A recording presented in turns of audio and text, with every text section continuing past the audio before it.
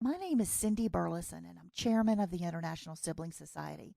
It's a privilege to welcome you to SDGs Explained, the podcast where we explore the 17 Global Development Goals and how people in over 190 countries are working together to make life a better place on the planet. For all of us, life both above and below the water. The 17 Sustainable Development Goals are a universal call to action to end poverty, protect the planet, and ensure peace and prosperity for all, addressing key challenges such as poverty, hunger, health, education, gender equality, clean water and sanitation, affordable and clean energy, decent work and economic growth, industry innovation and infrastructure, reduced inequalities, sustainable cities and communities, responsible consumption and production, climate action, life below water, life on land, peace and justice, and strong institutions.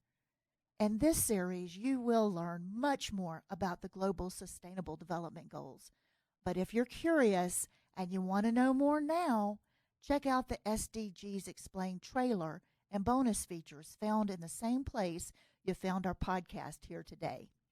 Or you can search for us by name, SDGs Explained, on any of these well-known platforms: Spotify, Amazon Music, Samsung Podcast, Podcast Index, Listen Notes, and of course the RSS.com community. You can also find the International Sibling Society and the SDGs Explained series on YouTube. We urge you to take the time to look us up on YouTube and subscribe to our channel. Indeed, we need your support to get our message out through the algorithms so everyone, everywhere, around the planet can hear it and share with us how they are working to achieve the Sustainable Development Goals in their part of the world. It only takes one click. Hit the subscribe button. Let's get YouTube on our side. Speaking of YouTube, if you visited our website, issnow.earth, lately, you'll see that the International Sibling Society is in the middle of a huge YouTube subscriber drive. As a global citizen, you're asked, are you ready to embark on a captivating journey of cultural exploitation and meaningful connections? Well, look no further than the YouTube channel of the International Sibling Society. We're a vibrant community dedicated to fostering understanding, appreciation, and unity among change makers across borders. Today, we invite you to become an integral part of our movement by subscribing to our channel and embracing the power of shared experiences. With so many subscribers already on board, our channel has become a vibrant hub for engaging conversations, heartwarming stories, and diverse perspectives from every corner of the world. We believe that individuals, irrespective of nationality, have a unique bond that transcends boundaries and has the potential to bridge gaps in our global society. Through our videos, we aim to nurture this bond and ignite a sense of camaraderie that goes beyond geographical limitations. What you can expect from the International Sibling Society's YouTube channel is this. The channel is going to allow you to give or to see or to glimpse into the captivating content that awaits. And there you're going to find inspiring stories where you'll discover awe-inspiring stories of individuals who have overcome challenges, embraced diversity, and made a positive impact in their communities. These stories will touch your heart and remind you of the incredible strength that lies within human relationships. You'll also find cultural showcases where you can immerse yourself in the richness of global cultures through captivating showcases. From traditional music and dance performances to culinary delights and festive celebrations, you'll witness the beauty and diversity of cultural traditions from around the world. You'll also find thought-provoking discussions that will engage you in pressing global issues that affect people everywhere. Our insightful panel discussions and interviews tackle topics such as education, environment, global justice, and more, providing a platform for meaningful conversations and an exchange of ideas. You'll also find collaborative projects where you can be part of an exciting collaborative project that encourages cross cultural interaction and creativity, from art challenges and virtual storytelling to shared experiences and joint initiatives. Our channel fosters connections that extend far beyond the screen.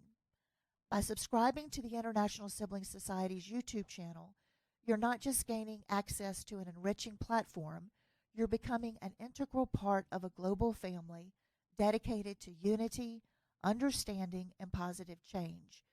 Your support will help us reach even more individuals and organizations worldwide, fostering a sense of belonging, promoting empathy, and encouraging a shared vision for a better future. Together, let's celebrate this beautiful tapestry of humanity, weaving connections and transcend borders and inspire us to create a more harmonious world. Join us by clicking that subscribe button and turning on notifications to stay up to date with our latest videos. Remember, every subscription matters and brings us one step closer to building a global community rooted in empathy, respect, and mutual support. Share our channel with your friends, family, and social networks, encouraging them to join this remarkable journey of unity. Thank you for being a catalyst for change and embracing the International Sibling Society's mission. Together, we can create a world where individuals stand united, empowering one another, and leaving a lasting and positive impact on our shared community. We encourage you to subscribe now and be part of our global community. Well, in this season of SDGs Explained, we're exploring the incredible projects currently underway under the Mandela Washington Fellowship recipients across the African continent. I'm your host, Cindy Burleson, Chairman of the International Sibling Society. Today, we sit in the studio of the Innovation Center in Reno, Nevada. Our guest comes all the way from Zambia. Please welcome Lazarus Siwelwa, a passionate changemaker, award-winning entrepreneur, and advocate for sustainable development. Lazarus, it's a pleasure to sit across from you in the studio and have you on the show. Thank you. Let's just dive right on into it, Lazarus. To start with, can you tell us about your project and how it aligns with the United Nations Sustainable Development Goals? Thank you once more, Cindy. And I'm thrilled to be here and also to share my experience about my work in Zambia. My project is called Virgin Green Renewable Energy Limited, and we are located in Zambia. We are championing SDG number 7, SDG number 3, SDG number 17, and also SDG number 13. Fantastic. Wonderful. Yes. What is your project focus on improving? So my project focus on improving lives, those that depend on using firewood and charcoal, and also inefficient cook stoves that uses dirty fuels. So at Virgin Green, what we are doing, we are trying to recycle waste materials into clean cooking solid fuels by recycling biomass wastes into charcoal briquettes. At Virgin Green, we also produce energy-saving cook stoves that uses less fuels and reduces carbon emission. And this product we sell to our low-income families that uses dirty fuels and also inefficient cook stoves so that we can be able to reduce the levels of deforestation. Well, Lazarus, tell us a little bit about how these families cook and prepare their food. Thank you. So in Zambia, generally about 90%, I would say, they use wood fuel. The forest? Yes. So these are fuels that comes from the forest. They go in the forest, they cut trees, and then they come back and use that wood This could be a problem. very much. What- And What's happening to the forest? so the situation is like currently we are losing about 250,000 to 300,000 hectares of trees every year, of which 90% of these trees goes to energy. Because like I said earlier on, 90% uses wood fuel like charcoal and firewood. Because most of them, they are living between $2 to $3 a day, and they cannot afford to cook using other forms of energies like electricity and LPG gas. So most of them, the only affordable fuel that they use is by degrading the forest and then use the firewood that they fetch from the nearby forest. So the product that Virgin Green Renewable Energy Limited is creating is helping to solve this problem in the forest. How what is your product made of? So like I said before, we recycle waste materials. So these materials that we recycle, we rely on biomass fuel. So let me just explain a bit about what biomass is. Okay. So biomass, this is a biodegradable material that is able to decompose. So what we don't use in producing the solid fuel that we produce, we don't use polyplastics, but we rely on biomass materials like agricultural waste, municipality waste. All those things we're able to collect, and then we recycle them into a product that we call charcoal briquettes. Charcoal briquettes. Yes. Right. Well, wonderful. I know that on some different videos that I've seen in the of fishing on some of the large bodies of water that we've talked about that are in your country, and there will be people on boats with cooking their fish with live fire or what have you on the boats, which culturally speaking, it's a beautiful picture, but I can see how cooking food with open flame is a cultural tradition there, and that your product is offering a new way to solve this problem of harming the forest through burning it with this cultural rite of cooking with the trees. So basically that's very true. Well, you know, speaking of the country, that Zambia, what can you tell us? What can you tell us more about the people in your country itself? Should we visit? Yes, you can visit. Zambia is a friendly country, and it's also in Zambia we have got one of the 7 natural wonders of the world, which is Victoria Falls. So it's a beautiful place to tour. So whenever you are ready, and everyone listening to us, if you want to visit us, we are located in the southern part of Africa. We are neighboring with Zimbabwe, Namibia, Malawi, Tanzania, and Democratic Republic of Congo. So you are welcome. Ah, fantastic. Well, I'm glad that you're actively involved in achieving several of the Sustainable Development Goals through your efforts in Zambia. Let's take a closer look at those specific SDGs that you mentioned. You mentioned that your project is working to achieve Sustainable Development Goal number 7, which is affordable and clean energy.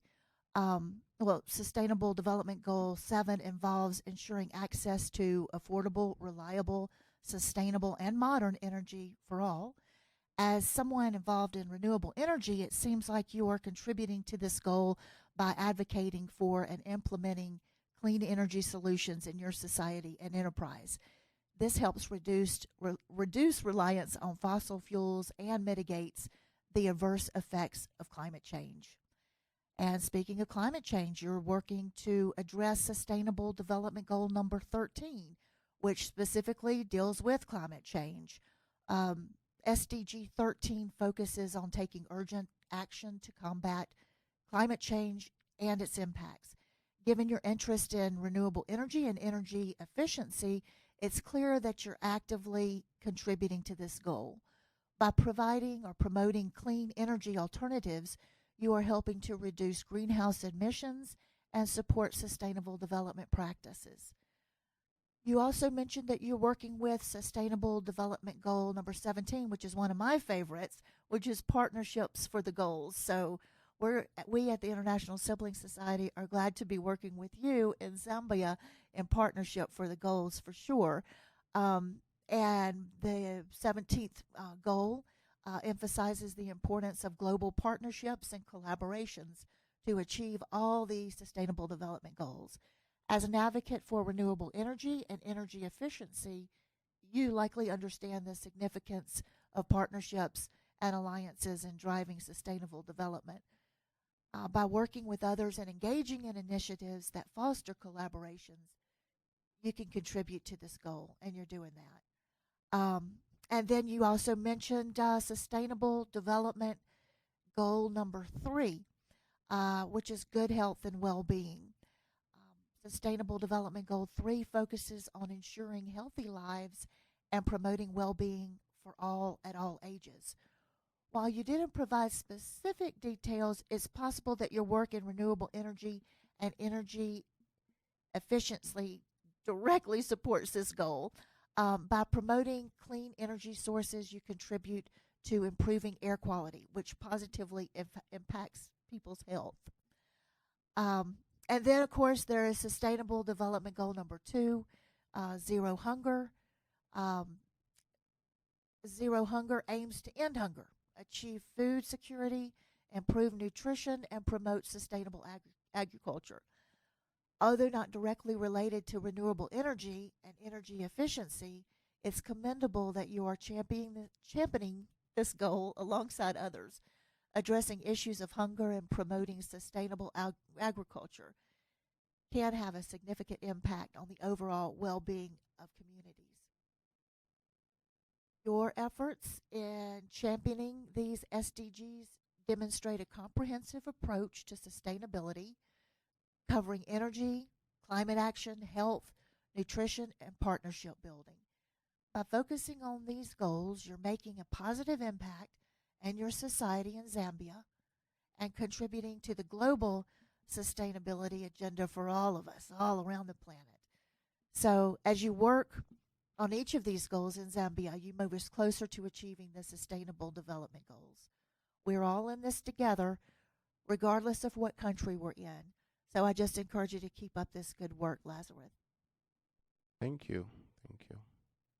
Well, how did you come up with this idea for this project, and what motivated you to pursue it in the first place? Thank you for that question. So, the whole idea came out of a tragedy. I lost my grandmother in 2019, just after graduating from uni. And I was struck when we were being told at the hospital that the reason why your grandmother passed away was because of smoke, because I direct asked the doctor to know that what really happened. So they had to find the traces of smoke into her chest and lungs. And so when the doctor told me that the reason as to why your grandmother died was because of smoke, I was surprised because my grandmother never smoked cigarette at all. So I got curious and I started researching to know the reason why. And the numbers that I found on the internet, the numbers that the World Health Organization had to put up in place, can you imagine, Cindy, that in developing countries, about 4 million people die every year because of using dirty fuels like charcoal and firewood. These are records from the World Health Organization and Clean Cooking Alliance. And it was through my research that I also discovered that Zambia is placed on number one in Africa in terms of deforestation. Like I mentioned earlier on, that our country is currently losing between 250,000 to 300,000 hectares of trees every year. That is with a population of less than 20 million. So I started thinking within myself to say, this is not acceptable, because those numbers, I was overwhelmed with them. So I started thinking around, how can I be able to contribute to this? But I never wanted to, and I also graduated at a time when Zambia had unemployment rate above 15%. We were ranked in the top 10.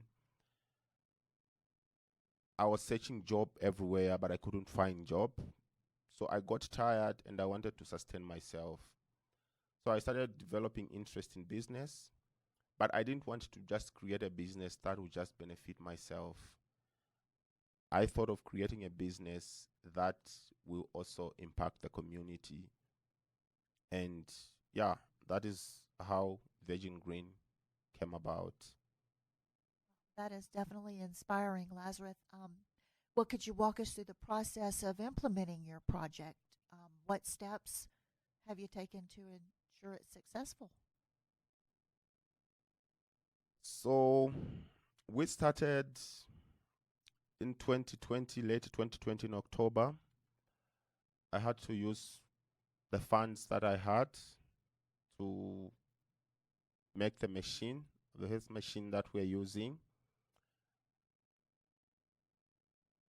So from there, I was able to,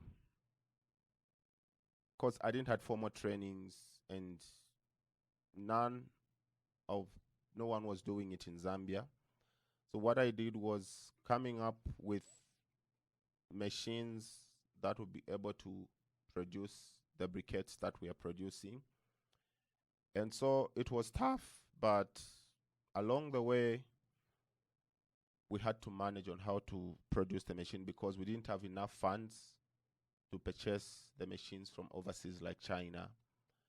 So when we started in late 2020, I just had to organize two guys who came to help me.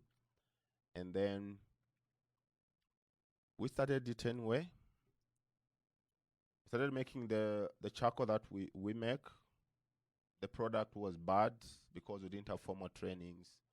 So we relied on researching on how can we be able to improve the product so that we make sure that what we want to do is okay. So when we started producing the charcoal briquettes that we produce, we realized that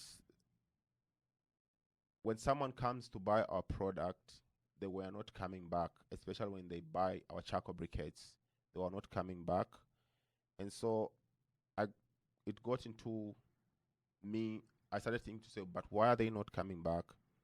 And so it was from there that we had to conduct a market research. And we discovered that the cook stoves that were on the Zambian market weren't compatible with the charcoal briquettes that we were producing.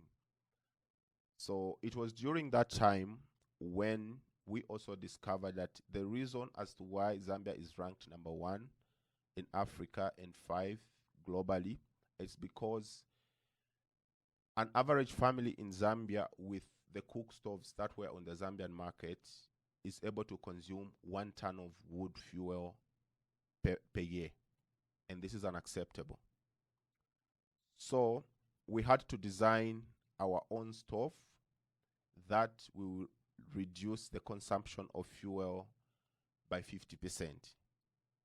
And also make sure that the cook stoves that we designed was also compatible with our charcoal briquettes. And so after we designed the stove, we took it to the market. That was the beginning of our story, because now we had customers who were able to come back. They would purchase our charcoal briquettes together with the cook stoves. This was the beginning of everything. Fantastic. That is a lot of steps. little market research there, and then some innovation to create your own stoves that's compatible with your product.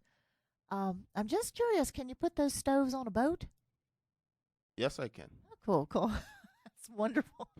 Um, well, I tell you what, can you share some of the specific activities or initiatives that your project undertakes to achieve its goals?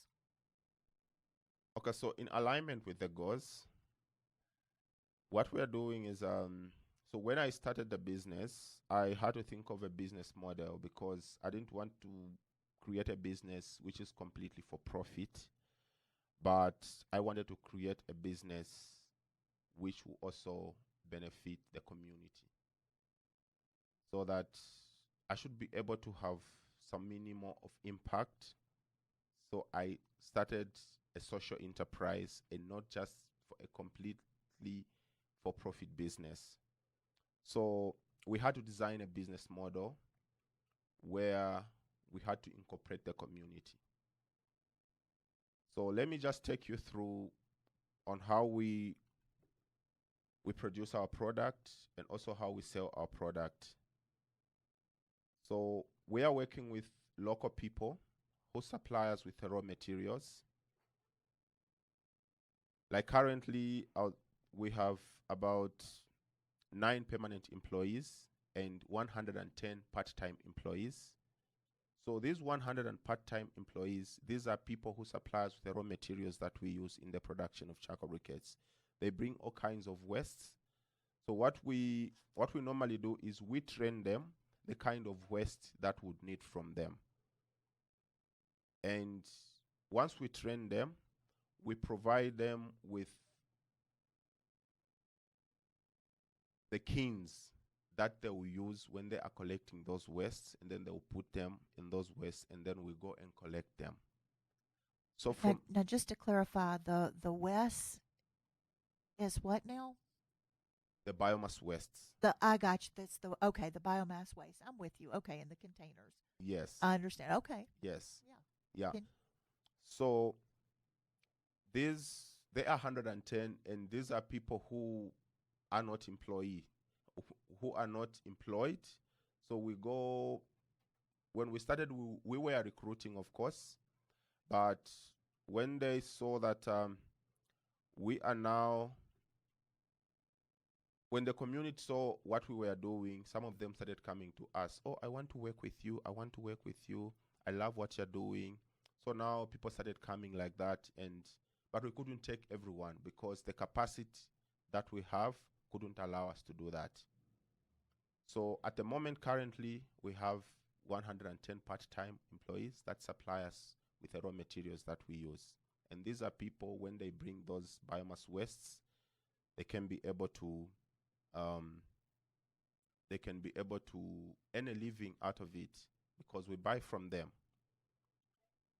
And then from there, after the production of the product that we produce, we do not sell by ourselves. Of course, we sell some at the factory, but we are using a very unique business model where we sell through a team of local women who own roadside kiosks across the slums and also townships. So currently, we have a workforce of 65 women who are selling our product. And these are women who may be just selling vegetables across the roadside. I know you might be curious. In Zambia and in most developing countries, there are people who sell across the corridors. They sell vegetables, tomatoes. So these are the people that we follow. And then when we follow them, we go to them. And then from there, we train them also. Then they'll be selling our charcoal briquettes together with the cook stoves. And then from there, they'll be able to generate a commission. And so when we were conducting a selling analysis the close of 2022, we discovered that a person who is constantly selling our product is able to generate not less than $1,000 per year. And also our users who are using our product, they are able to save about $200. And so this is not just a business, just completely for profit, but it's a social enterprise. Absolutely. And right there, you have described social enterprise, not a nonprofit, not a for profit effort. It's a, a profit that involves the So, community, okay, so community maybe change. I can explain a bit on a social enterprise. So, a social enterprise is a business that is not completely for profit, but it is also creating an impact. An impact could be creation of employment, economic impact, it can be social impact, it can be environmental impact. Yeah, that's a business plus an impact equal to a social enterprise. Excellent. And so many people around the world are discovering the sustainable development goals provide a business opportunity. So, in this business opportunity of working towards the sustainable development goals, you actually are bringing about a global change at the same time. So, I do appreciate you talking with us specifically about social enterprise and the benefits it has for those in business and the community. Thank you. Um, well, I tell you what, can you share any success stories or memorable moments from your project? Thank you. So, the success of my story about my business has, when we started, like I said earlier on, when we started in 2020, we were operating at a smaller scale, and it was difficult. 2021 was very difficult for us, but a breakthrough came in 2022 when we were being supported. I was the winner of the Total Energy Prize, and so this was the beginning of everything. It changed. The prize changed the aspect of my business entirely because we received a grant of about $7,000, and we were able now to purchase the machine from China. And yeah, other prizes followed, but I would say my memorable moments was the first prize I received from Total Energy Prize because it helped me now to solidify my business. And yeah, and then the success stories has always been about the impact. You heard me earlier on. Currently, I have a workforce of permanent employees. That's about 11 of them, including myself. And we also have got part-time employees. These are suppliers of raw materials, the 110, and also the 65 women who are selling our product. And since inception, we have managed to produce about 300 tons of charcoal briquettes and 5,000 cook stoves.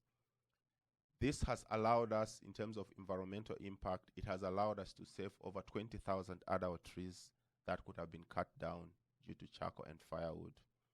And through our product, we are also saving women and children from indoor air pollution because they are using a smokeless fuel that do not emit any kind of smoke. And maybe they'll have a different reality than what your grandmother faced. Yes, yes. So inspiring indeed.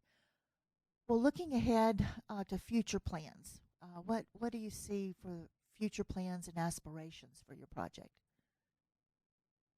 So looking ahead, we have a plan.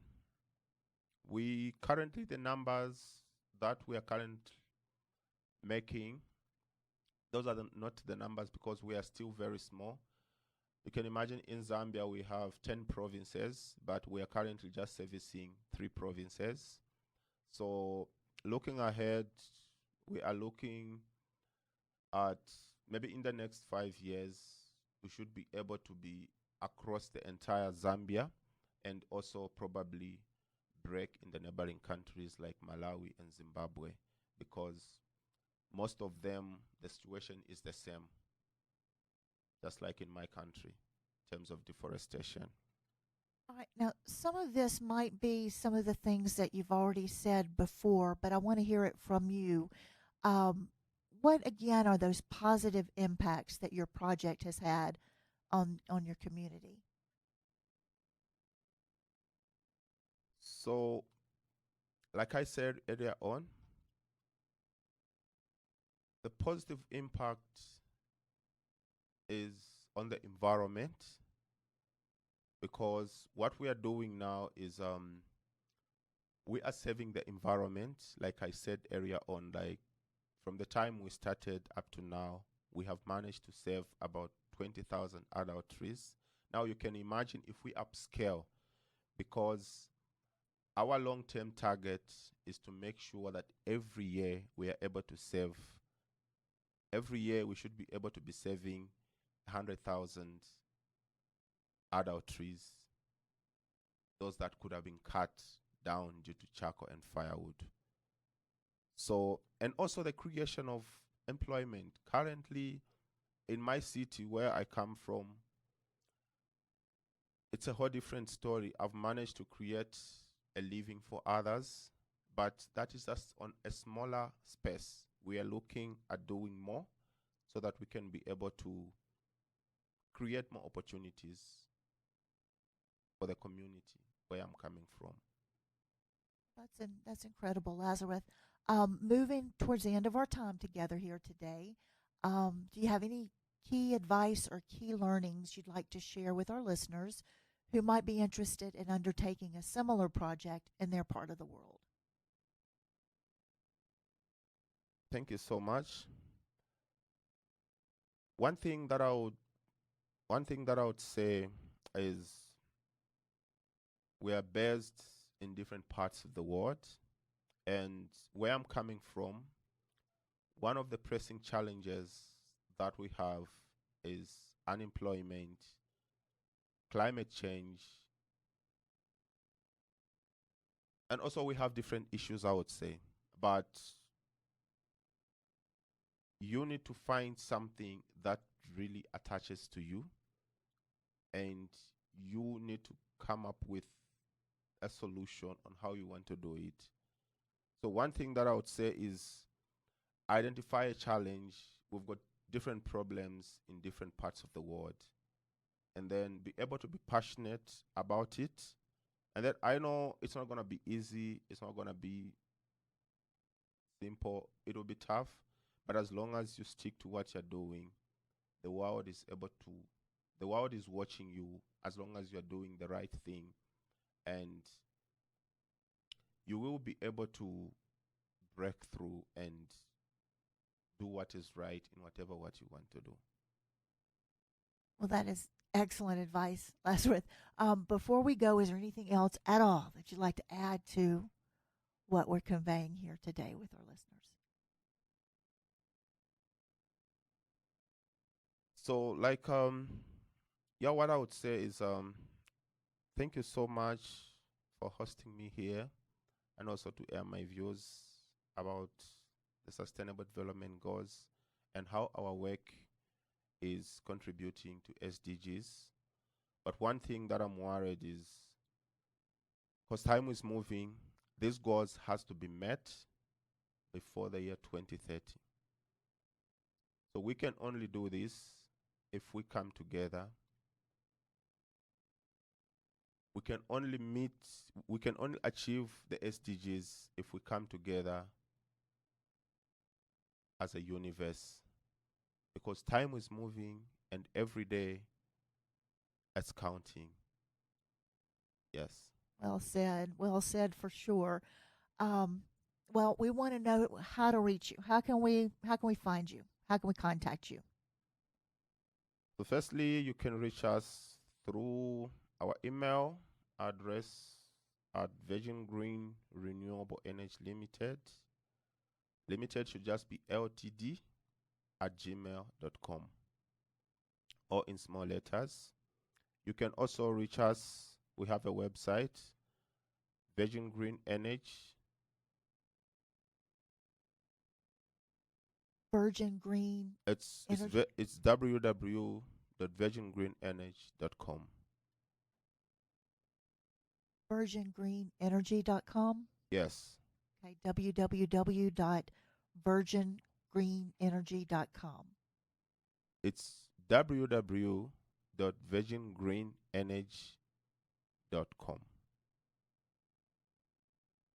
Well, Lazarus, I want to thank you for sharing your incredible project with us today. It's been an honor to highlight your work and the impact you're making in Zambia. We wish you all the success in your future endeavors. And to our listeners, thank you for tuning in to the International Sibling Society's Sustainable Development Goals Explained, or SDG Explained podcast.